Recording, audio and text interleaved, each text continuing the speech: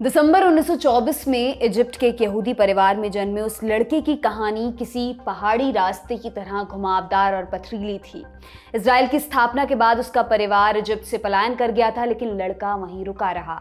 Egypt में चल रहे यहूदी विरोधी अभियान के बावजूद उसने इंजीनियरिंग की पढ़ाई पूरी की। यहूदियों को अपने मुल्क पहुंचाने के लिए सीक्रेट मिशन चलाया। जब उसका रहना मुश्किल हो गया तब वो खुद भी इजराइल चला आया। वहां उसे मिलिट्री इंटेलिजेंस में नौकरी मिली। उसका इरादा और आगे का था। उसने मोसाद में जाने की कोशिश की, वहां उसे रिजेक्ट कर दिया गया। नाराज होकर मिलिट्री छोड़ दी। एक इंश्योरेंस कंपनी में बतौर क्लर्क काम करने लगा। कुछ समय बाद मोसाद को उसकी जरूरत महसूस हुई तो उसे तलाशा गया, मिशन के लिए तैयार किया गया। फर्जी पहचान के सहारे सीरिया में एंट्री दिलवाई गई। उसे मोसाद में एजेंट 88 के नाम से जाना जाता था। असल में उसका नाम था एली कोहेन। 1960 के दशक में सीरिया में तहलका मचाने वाला इजरायली जासूस। वो इतना तेज तर्रार था कि कुछ ही समय में उसने सीरिया के राष्ट्रपति तक को शीशे में उतार लिया। कोहेन को सीरिया का डिफेंस मिनिस्टर बनाने की बात चलने लगी थी। ऐसा हो पाता उससे पहले उसका सारा राज खुल गया। फिर क्या हुआ ये आगे बताएंगे। पहले ये जान लीजिए कि आज हम इस कहानी की चर्चा क्यों कर रहे हैं। दरअसल 21 जुलाई को सीरिया पर हवाई हमला हुआ। इस हमले में सीरिया के 3 सैनिक मारे गए। सीरिया का आरोप है कि हमला इजराइल ने किया। इस तरह के हमले और आरोप कोई नई बात नहीं है। इजराइल सीरिया के ठिकानों पर हमले करता रहता है, लेकिन कभी कभार ही इसकी जिम्मेदारी लेता है। तो आज हम जानेंगे इजराइल सीरिया के संबंधों का इतिहास क्या है, इजराइल सीरिया पर इतने हमले क्यों करता है और इन सब के बीच रूस इजराइल को धमकी क्यों देता है। सब विस्तार से आपको बताएंगे। उससे पहले परिचय। नमस्कार, मेरा नाम है दिव्यांशी और आप देखना शुरू कर चुके हैं लल्लन टॉप का इंटरनेशनल प्रसंगों से जुड़ा रोजाना का कार्यक्रम दुनियादारी। Brought to you by Kuku FM. Download the app now. आगे चलने से पहले एक जरूरी सूचना। अगर आप मिडिल ईस्ट की पॉलिटिक्स और झगड़े में दिलचस्पी रखते हैं तो काम की जानकारी है। हिंदी में 2 किताबें हैं, ईरान वर्सेस इराक और द गल्फ वॉर। इनको आप अपने हिसाब से सुन सकते हैं। कहां पर? कुकू एफएम पर। ये भारत में ऑडियो बुक्स के सबसे बड़े प्लेटफॉर्म्स में से एक है। यहाँ पर आपको तमाम विधाओं में बोलने वाली किताबों का भंडार मिलता है, यानी ज्ञान का फुल पैकेज। कुकू एफएम दुनियादारी के इस एपिसोड के पार्टनर हैं, इसलिए यहाँ पर लल्लन टॉप के साथियों के लिए खास ऑफर भी मिल रहा है। प्रीमियम सब्सक्रिप्शन पर 50% की छूट। ऑफर का लाभ आपको कैसे मिलेगा? सब्सक्रिप्शन लेते समय LT50 का एक छोटा सा कोड डालना होगा। ध्यान रहे ये ऑफर पहले 500 यूजर्स के लिए ही है और जानकारी चाहिए तो डिस्क्रिप्शन में दिए गए लिंक पर पहुंचिए। सूचना समाप्त। अब आगे चलते हैं, जहां बात इजराइल और सीरिया के रिश्तों की होगी। पहले बैकग्राउंड को थोड़ा समझ लेते हैं। 14 मई 1948 के दिन यहूदियों के लिए एक अलग मुल्क की स्थापना हुई। नाम रखा गया इजराइल। स्थापना के अगले ही दिन पड़ोस के 5 अरब देशों ने मिलकर इजराइल पर हमला कर दिया। इसमें से एक सीरिया भी था। इस लड़ाई को इतिहास में पहले अरब इजराइल वॉर के तौर पर जाना जाता था। इजराइल ने ये युद्ध जीत लिया था। उसने पार्टीशन प्लान में तय जमीन से अधिक हिस्से पर कब्जा कर लिया। जुलाई 1949 में दोनों पक्षों के बीच युद्ध विराम पर समझौता हो गया। तकरार रुकी थी मगर रार नहीं। अरब देश इजराइल के प्रति आक्रामक बने रहे। यही हाल सीरिया का भी था। सीरिया ने स्टेट ऑफ इजराइल को कभी मान्यता नहीं दी। इजराइल के पासपोर्ट पर सीरिया की यात्रा नहीं की जा सकती है। बदले में इजराइल ने भी वैसा ही सलूक किया। कुछ अपवादों को छोड़कर सीरियाई नागरिकों को इजराइल जाने की इजाजत नहीं है। दोनों देशों की सीमा एक दूसरे से लगी हुई है। इसके बावजूद उनके बीच किसी तरह का डिप्लोमेटिक रिश्ता नहीं है। समय के साथ इस रिश्ते में कड़वाहट बढ़ी ही है। अगर इसकी जड़ों में जाया जाए तो एली कोहेन का चैप्टर दोबारा से हमें खोलना पड़ेगा। 1950 के दशक के आखिरी सालों में सीरिया सीमा पर गोलाबारी बढ़ाने लगा था। इजराइल में आशंका बढ़ने लगी थी कि सीरिया किसी बड़े हमले की तैयारी कर रहा है। यह हमला कब और कैसे होगा इसका पता लगाने के लिए अंदर खाने में घुसपैठ की दरकार थी। ये काम मोसाद का था। मोसाद ने इसके लिए एली कोहेन को रिक्रूट किया, ट्रेनिंग दी। कोहेन पूरी तरह तैयार थे, लेकिन उन्हें सीधे सीरिया में नहीं भेजा जा सकता था। इससे वो जल्दी पकड़ में आ सकते थे। इसलिए एक टेढ़ा प्लान बनाया गया। कोहेन को नया नाम दिया गया, कमाल अमीन थाबेत। उसे अरब मूल का अमीर बिजनेसमैन बनाकर अर्जेंटीना भेजा गया। अर्जेंटीना की राजधानी ब्यूनस आयर्स में बड़ी संख्या में सीरियाई मूल के लोग रहते थे। कोहेन ने बहुत जल्द उनके बीच अपनी पैठ बना ली। जिन लोगों से उसकी दोस्ती हुई थी उनका सीरिया की राजनीति में अच्छा खासा दखल था। उनमें से एक अमीन अल हाफिज भी थे। अल हाफिज बाद में सीरिया के राष्ट्रपति बने। इन लोगों की संगत में उन्हें सीरिया जाने का ऑफर मिला। कोहेन के लिए सिफारिशी चिट्ठियां भी लिखी गईं। 1962 में कोहेन सीरिया आ गए। यहाँ उन्होंने अपना बिजनेस शुरू किया, रहने के लिए आलिशान घर किराए पर लिया, वो महंगी पार्टियां देने लगे। इन पार्टियों में सीरिया के टॉप के मिलिट्री और सिविल ऑफिसर शामिल होते थे। उन्हीं के जरिए कोहेन खुफिया जानकारियां जुटाने लगे और फिर उन जानकारियों को तस्करी के जरिए इजराइल पहुंचाने लगे। इजराइल ने उनके सहारे सीरिया के कई मंसूबों को नाकाम किया। फिर एक दिन कोहेन को गोलन हाइट्स में सीरिया के मिलिट्री बेस का दौरा करने के लिए बुलाया गया। बेस के पास सीधे धूप आती थी, इस वजह से सैनिक गर्मी से परेशान रहते थे। कोहेन ने उन्हें बेस के पास यूकेलिप्टस का पेड़ लगाने की सलाह दी। ये उनकी एक चाल थी। दरअसल इजराइल को गोलन हाइट्स में छिपकर बैठे सीरियाई सैनिकों का पता नहीं चलता था। पेड़ लगने से उन्हें ठिकाना मिल गया। इजराइल ने 1967 के युद्ध में इसका बखूबी इस्तेमाल किया। हालांकि ये सब देखने के लिए अली कोहेन नहीं रहे। उनके साथ क्या हुआ? 1963 में कर्नल अमीन अल हाफिज सीरिया लौट आए थे। उन्होंने अपने साथियों के साथ मिलकर सरकार का तख्ता पलट कर दिया, खुद राष्ट्रपति बन गए। कोहेन और अल हाफिज अर्जेंटीना में मिल चुके थे, उनके बीच अच्छा खासा याराना था। कोहेन ने इसका फायदा उठाया। वो अल हाफिज को महंगे गिफ्ट्स देने लगे, पार्टियों में न्योता देने लगे। कई मामलों में अल हाफिज कोहेन की सलाह भी लेते थे। एक समय ऐसा आया जब उन्होंने कोहेन से अपील की कि वो सीरिया के डिफेंस मिनिस्टर बन जाएं। कोहेन राजी भी हो गए। तब तक सीरिया के खुफिया अधिकारियों को शक होने लगा था कि उनके सीक्रेट्स लीक हो रहे हैं। उन्होंने सर्विलांस शुरू किया। रेडियो सिग्नल का जरूरत से अधिक इस्तेमाल करने के चलते कोहेन को पकड़ लिया गया। उन्हें जेल में काफी टॉर्चर किया गया। अदालत में उन्हें मौत की सजा सुनाई गई। कई देशों की सरकारों और पोप ने उनकी जान बख्शने की अपील की, मगर सीरिया सरकार ने उन्हें अनसुना कर दिया।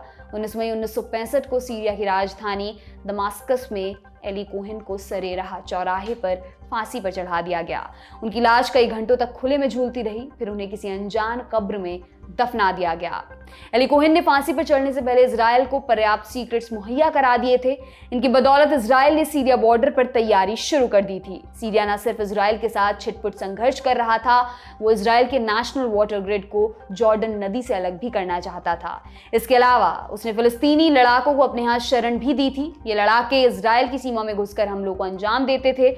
इजराइल उनको करारा जवाब देता था। बदले में उसने अपने बॉर्डर से आगे की जमीनों पर कब्जा भी शुरू कर दिया। 7 अप्रैल 1967 को दोनों देशों के बीच जमकर लड़ाई हुई। इजराइल ने सीरियाई सैनिकों को खदेड़ दिया। ये मामला यहां पर शांत हो जाना था, लेकिन इजराइल का एक और पड़ोसी सिर उठा रहा था, इजिप्ट।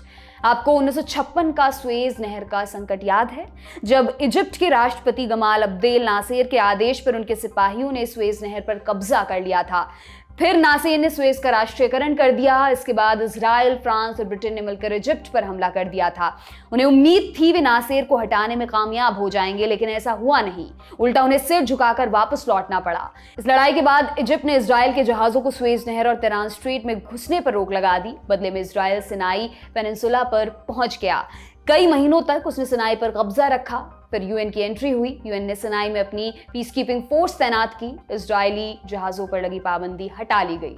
लेकिन 1967 आते आते नासेर का मन बदल गया।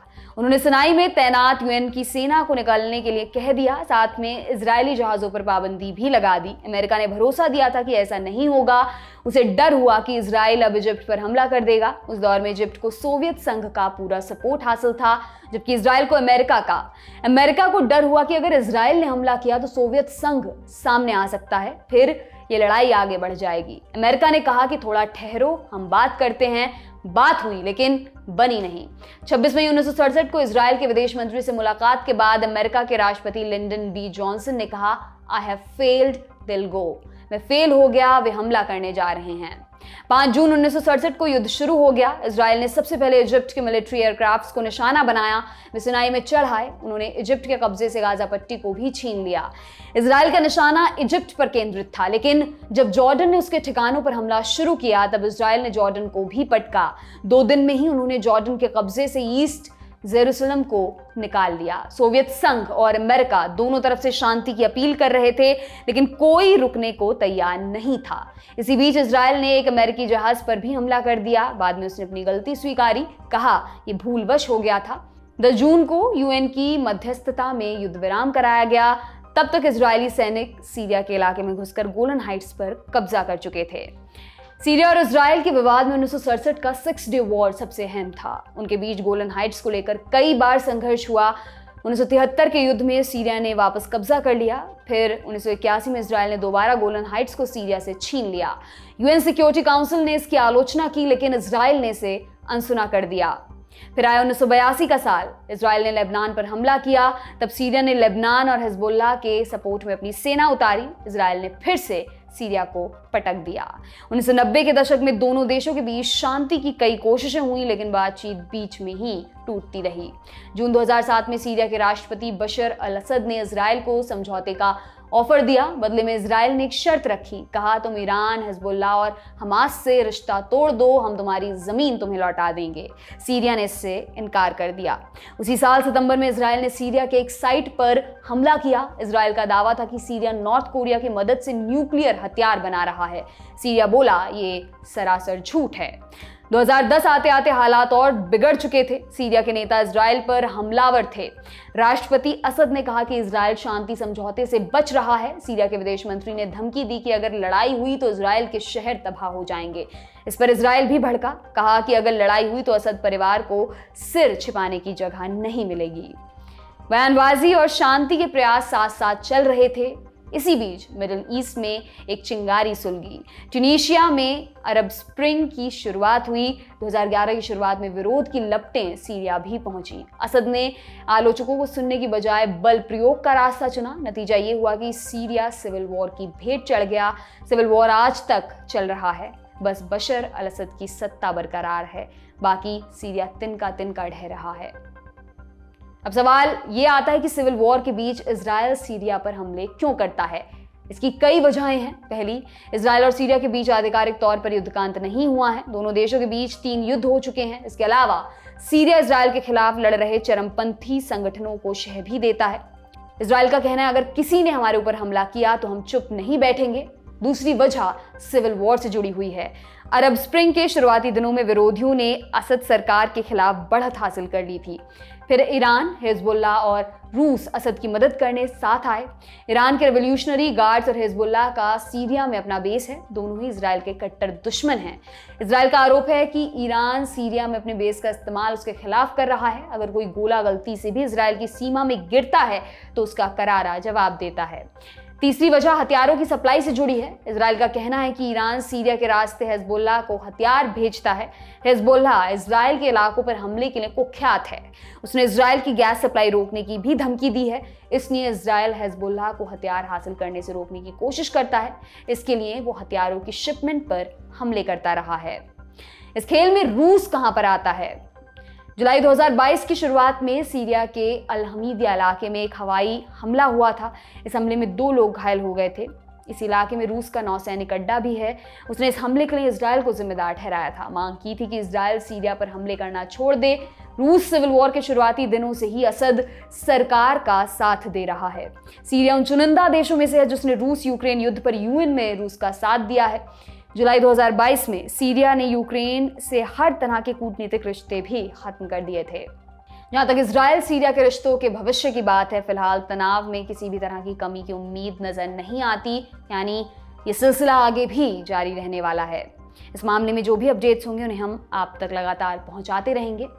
ये था हमारा बड़ी खबर सेगमेंट। अब चलते हैं सुर्खियों की ओर। पहली सुर्खी इटली से है। इटली में कई हफ्तों से चल रहा राजनीतिक संकट अपने मुकाम पर पहुंच गया।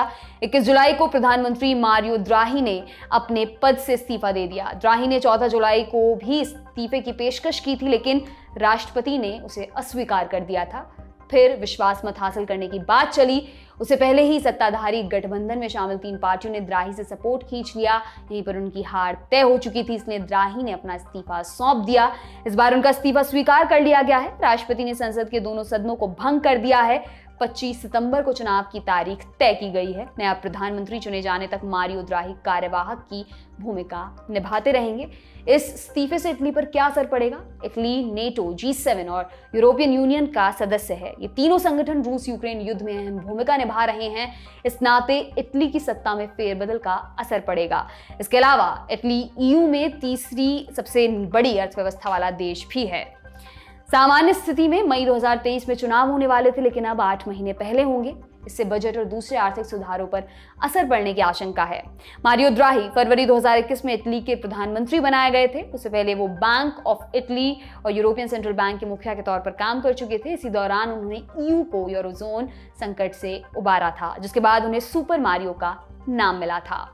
इटली को ईयू के कोविड रिकवरी फंड का सबसे बड़ा हिस्सा मिला है, लगभग 16 लाख करोड़ रुपए। इसके बदले में इटली को कुछ आर्थिक सुधार करने के लिए कहा गया है। द्राघी के जाने से इसमें रुकावट की संभावना जताई जा रही है। द्राघी के इस्तीफे का सबसे अधिक फायदा दक्षिणपंथी पार्टियों को हुआ है। ओपिनियन पोल्स में कट्टरपंथी ब्रदर्स ऑफ इटली पार्टी की जॉर्जिया मेलोनी को बढ़त मिलती दिख रही है। वर्ल्ड वॉर के बाद से इटली में 69 बार सरकार बन बिगड़ चुकी है। अगली सरकार 70वें नंबर की होगी। नई सरकार भी टिककर काम कर पाएगी, ऐसा दावे से कह पाना मुश्किल है। आज की दूसरी और अंतिम सुर्खी श्रीलंका से जुड़ी है। राष्ट्रपति चुनाव जीतने के बाद रणनील विक्रमसिंघे एक्शन में आ गए हैं। विक्रमसिंघे ने कथित फांसीवादी प्रदर्शनकारियों के खिलाफ कार्रवाई करने की बात कही थी।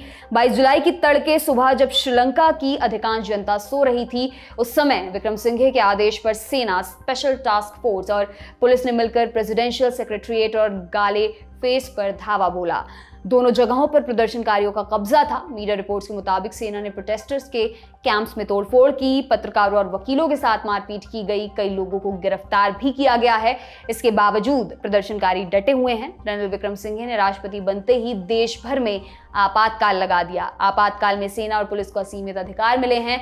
इसके अलावा लोगों के बुनियादी अधिकारों पर भी पाबंदी है। हालिया बल प्रयोग इसी के तहत किया गया है। अमेरिका, कनाडा और ब्रिटेन ने सेना की कार्रवाई की निंदा की है। उन्होंने कहा कि सरकार को शांतिपूर्ण प्रदर्शन के अधिकार की रक्षा करनी चाहिए। इन सबके बीच राष्ट्रपति ने पब्लिक ऑर्डर बनाए रखने के लिए तीनों सेनाओं को उतार दिया है। इस संबंध में 22 जुलाई को असाधारण गजट जारी किया गया। जानकारों की माने तो ऐसा करके विक्रमसिंघे अपनी ही पैरों पर कुल्हाड़ी मार रहे हैं। प्रदर्शनकारी जितने नाराज गोटाबया से थे, उतने ही विक्रमसिंघे से भी हैं। उनके ऊपर गोटाबया की कठपुतली होने के आरोप लगते हैं। लोग गोटाबया के साथ साथ विक्रमसिंघे का इस्तीफा भी मांग रहे थे। विरोध के बीच राष्ट्रपति पद पर आसीन हो गए। अगर उन्होंने अपना ध्यान असली मुद्दों की बजाय विरोध को दबाने में लगाया तो उनकी नियति भी गोटाबया जैसी हो सकती है। दुनिया की बाकी हलचलों पर हमारी नजर बनी रहेगी। आप बने रहिए लल्लन टॉप के साथ। आज के दुनियादारी में बस इतना ही। अब अगले हफ्ते आपसे मुलाकात होगी, इसी उम्मीद के साथ विदा लेती हूँ। शुक्रिया, शुभ रात्रि।